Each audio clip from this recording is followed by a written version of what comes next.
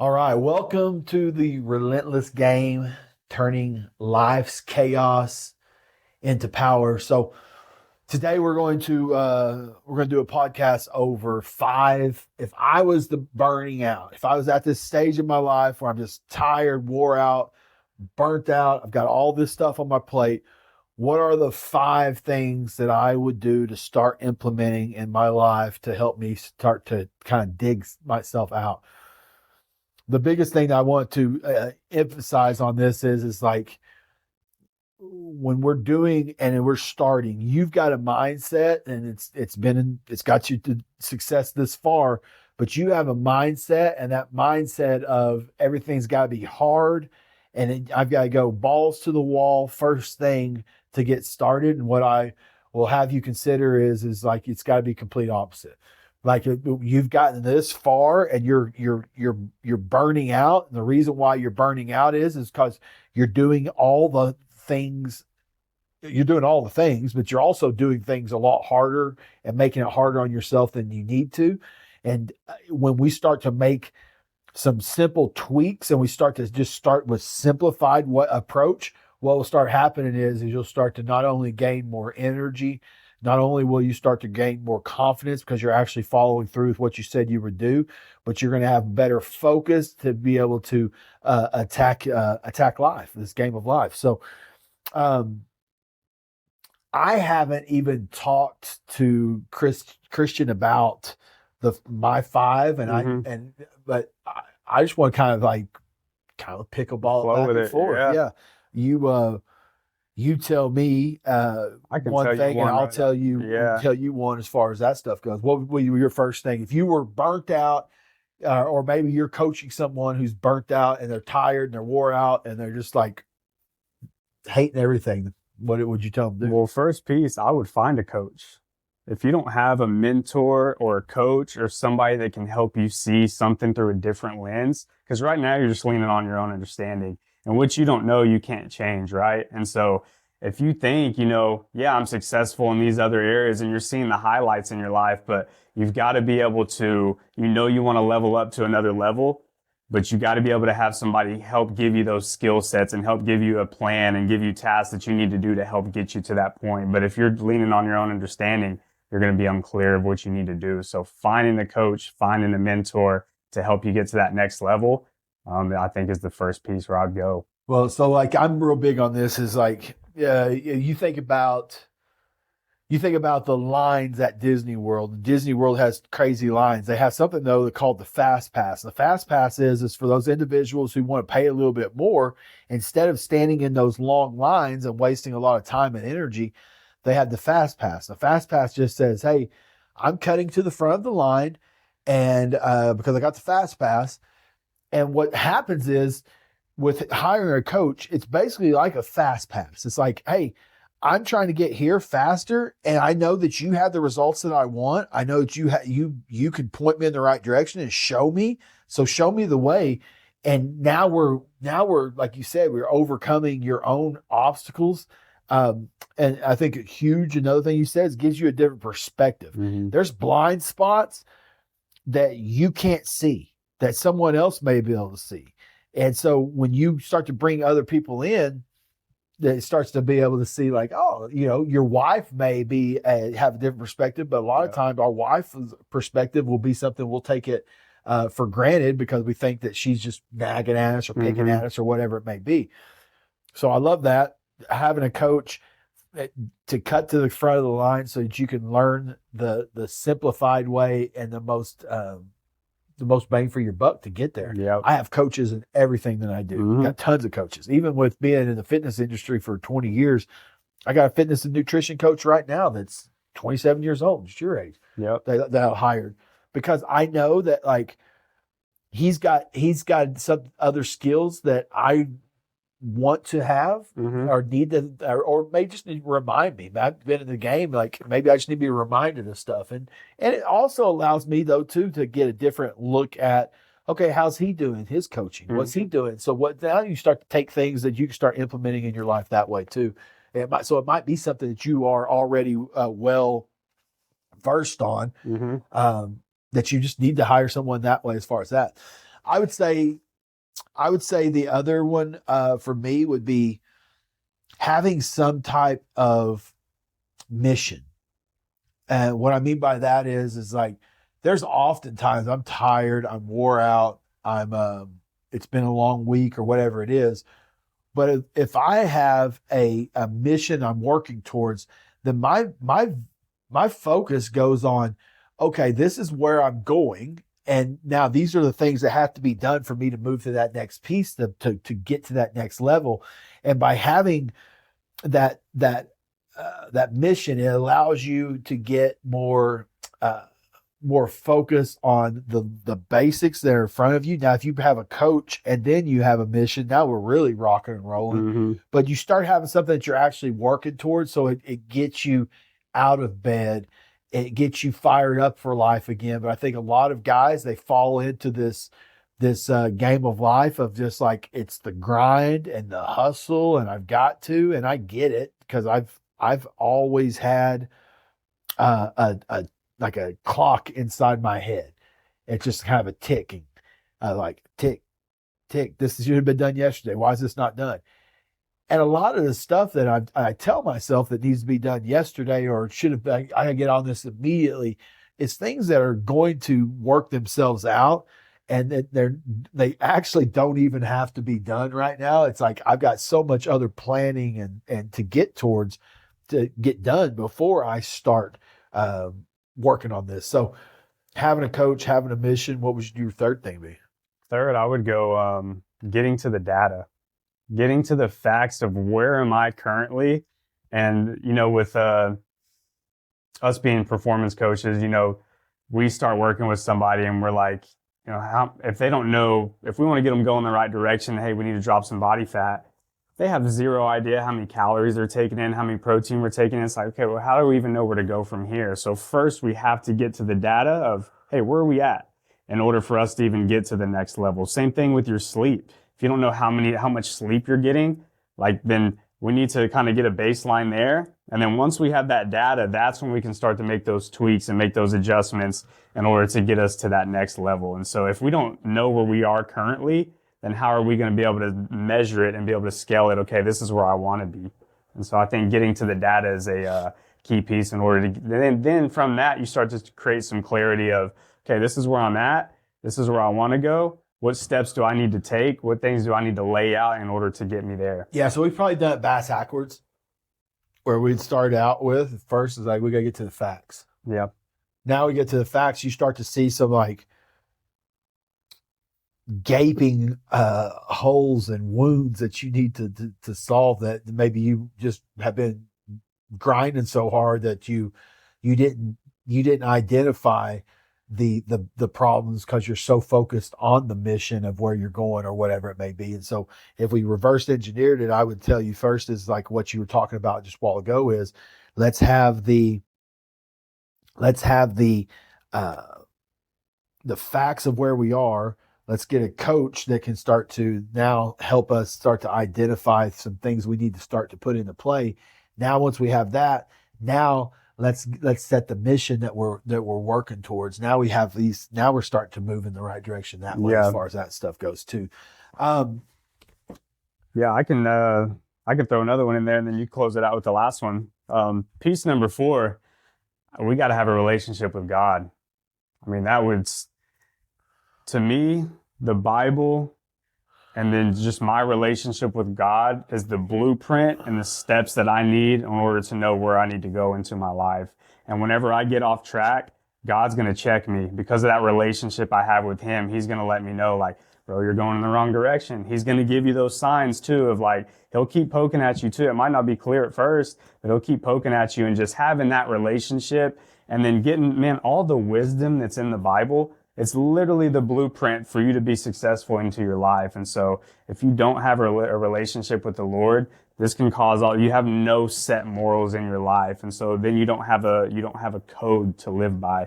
So you got to have a relationship with God. Well, that's why I always say that having faith, and really the only way you can have faith is trusting that there is a God and that we're here for a reason. So then, like, it's the ultimate cheat code.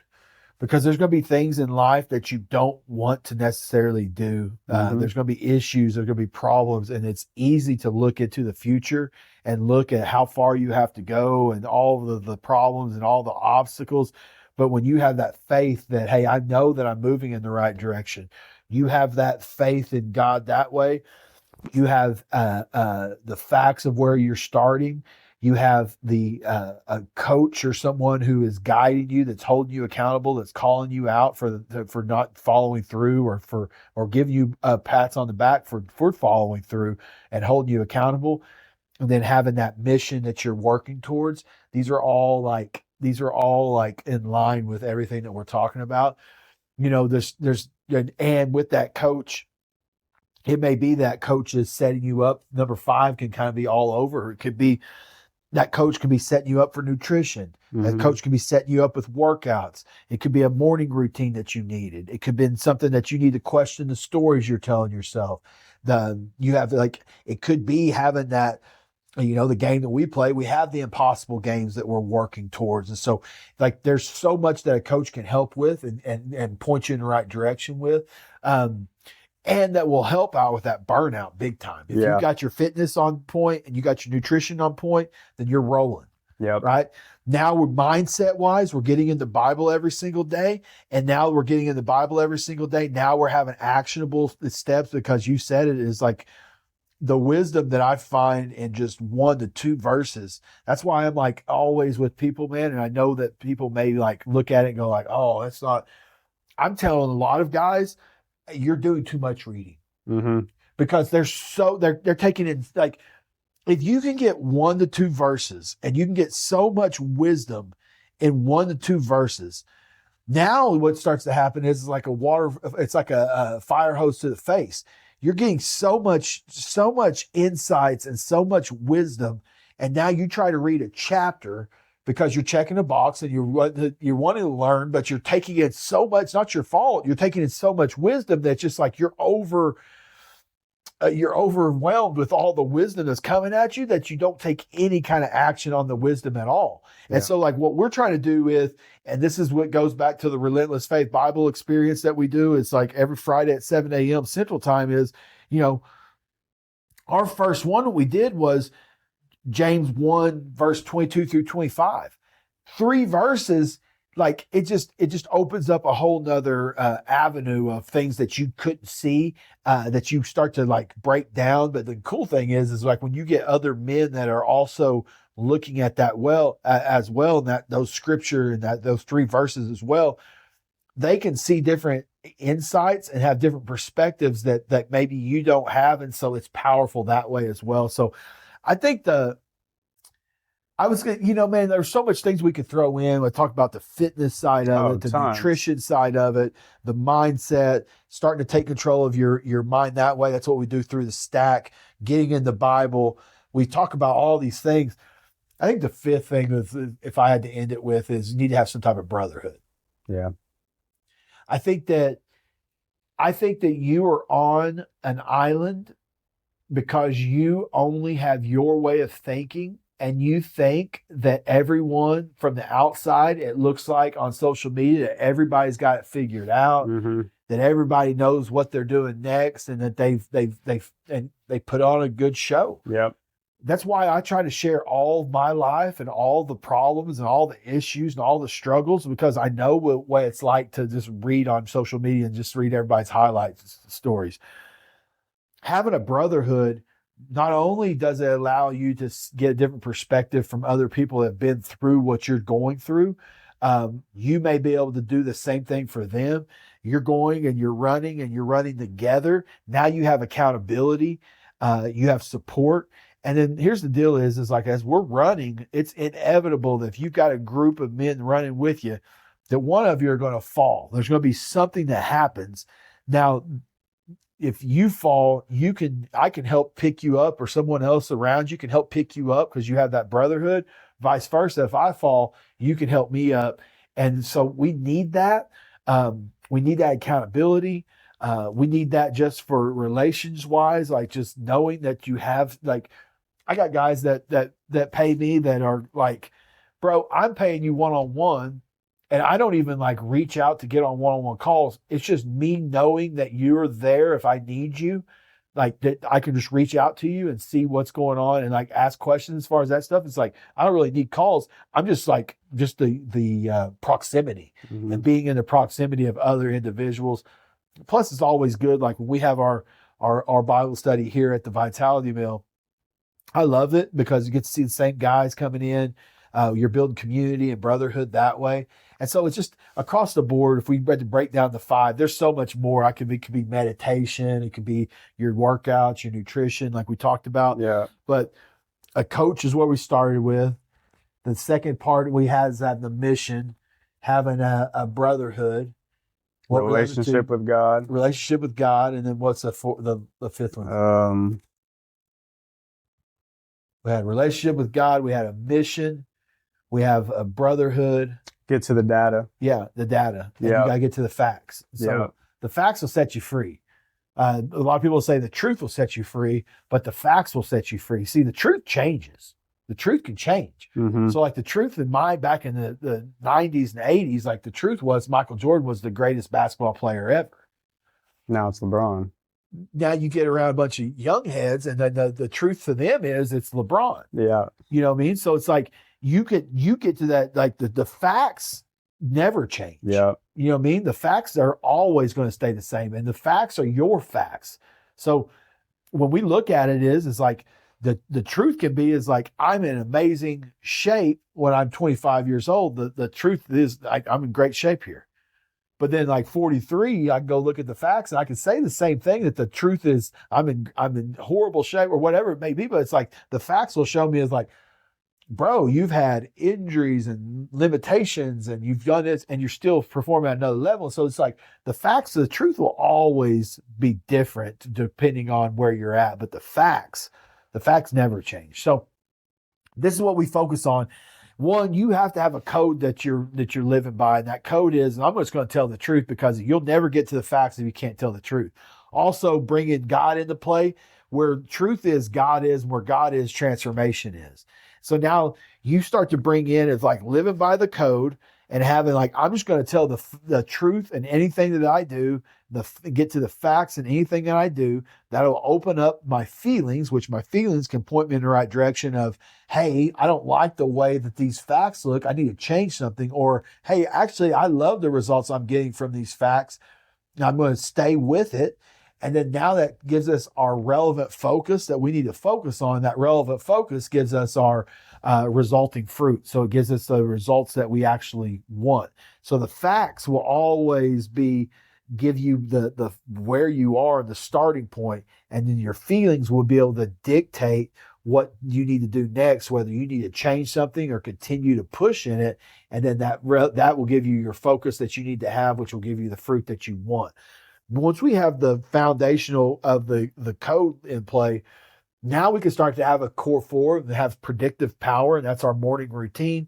Once we have that predictive power, now we can get into the stack. We can question the stories that we're telling ourselves and start to get some actionable steps that we need to take forward. We can do that with the Bible stack and go into there. So that brings the Bible into play there. Now, once we have the code, the core, the stack, we have the door that's going to be just production side of it. And then we have the game. If you don't have the game is like where you're going. The door is going to help you production side get to where you're going. The core 4 will give you that predictive power to step in and do what you need to do. And then the stack is going to help you question your story and get a different perspective.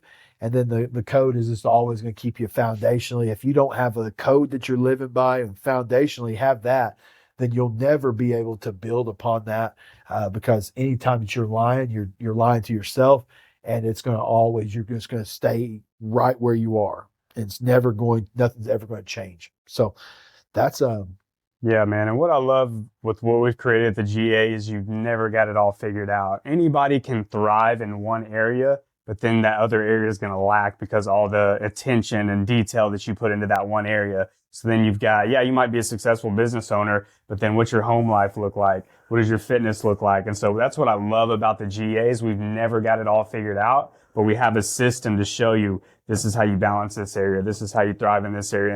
And it all builds us into an elite human and just an elite performer. And so there's levels to every piece of the game. And so like it frustrates me when guys come in and they work with me for a little bit. And they do really, really well for a little bit with the really basic stuff. Yeah. And then they get to this place where they've started something and they've rock and rolled with it, and then it becomes normal. Yeah.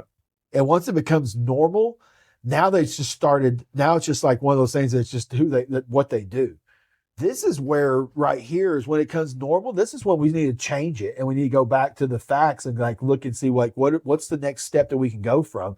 Because if you're at new and you're loving new, think about you got a brand new vehicle. Mm-hmm.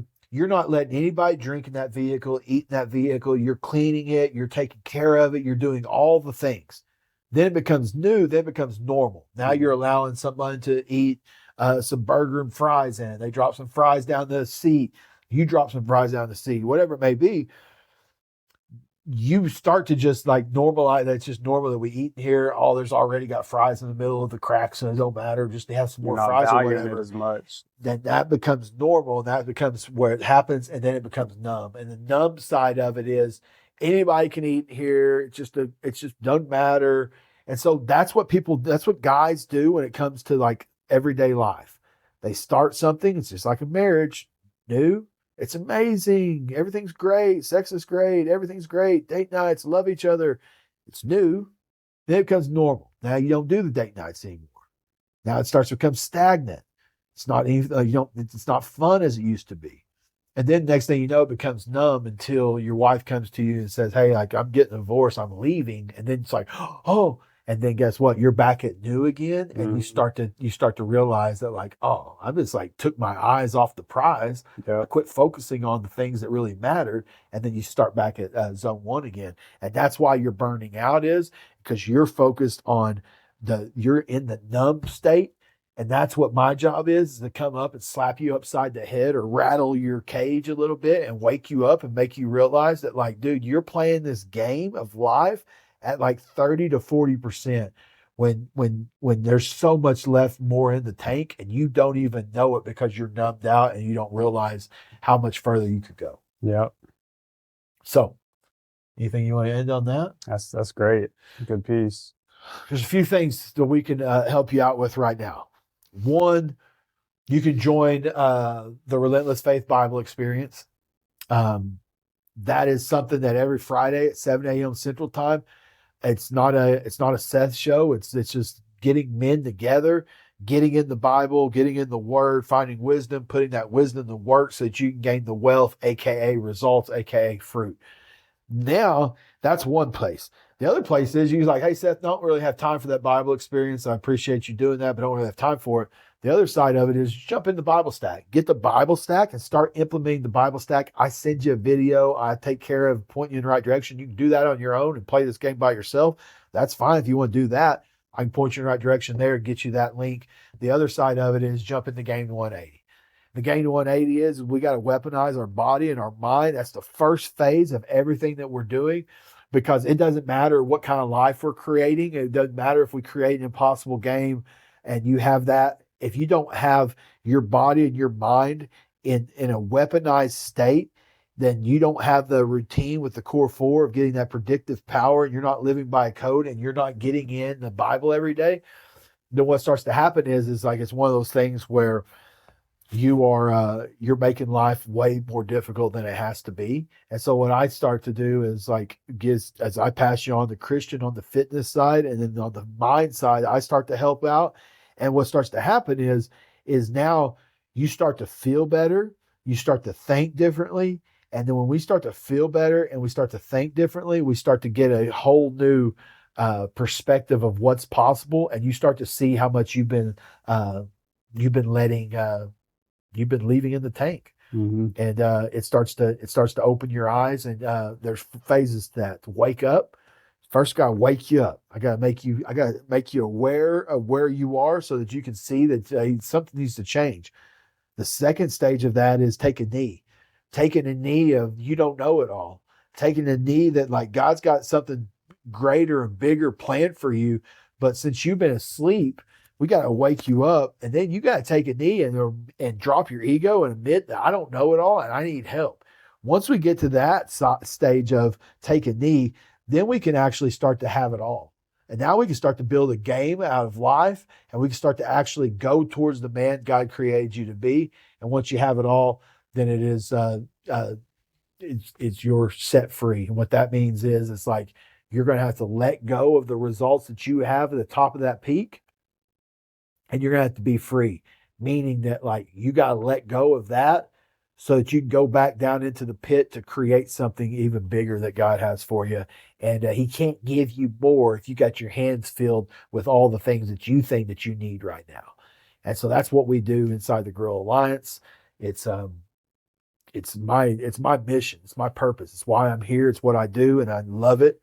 And we're trying to get more men inside the game to play with us. So that's you. You can go to my Instagram. That's Seth.P.Humphrey. You can look Seth Humphrey on Facebook. I'm on LinkedIn now too. So we're always delivering tons of value on those pages. But you can go to my bio and you can get all the links that you need to either get the Bible stack to get to the Gain 180, or even the Relentless Faith Bible Experience will be there here in the next day or two. Yeah, my Instagram is boo_train6. So BOO_TRAINZ6. And so for Christian and for myself, those are the 5 things that we would start out. If you're burnt out, if you're in the verge of burnout, is get these five habits, things.